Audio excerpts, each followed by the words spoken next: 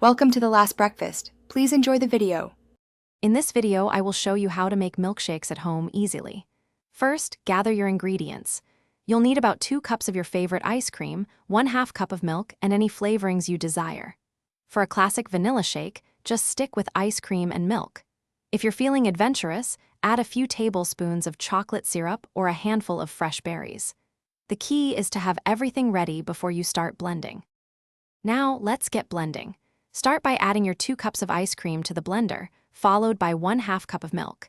If you're adding any solid flavorings like fruit or cookies, put them in now. Secure the lid tightly and begin blending on a low setting. Slowly increase the speed to medium-high.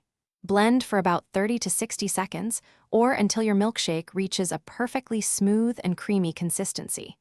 Avoid overblending to prevent it from becoming too thin. The beauty of homemade milkshakes is the endless customization. Want a chocolate banana shake? Add 1 ripe banana and 2 tablespoons of chocolate syrup. For a refreshing berry shake, use 1/2 cup of mixed berries. You can also swirl in a tablespoon of peanut butter for a nutty twist or a dash of vanilla extract to enhance any flavor. Don't be afraid to get creative and find your signature blend. Once your milkshake is perfectly blended, it's time to serve.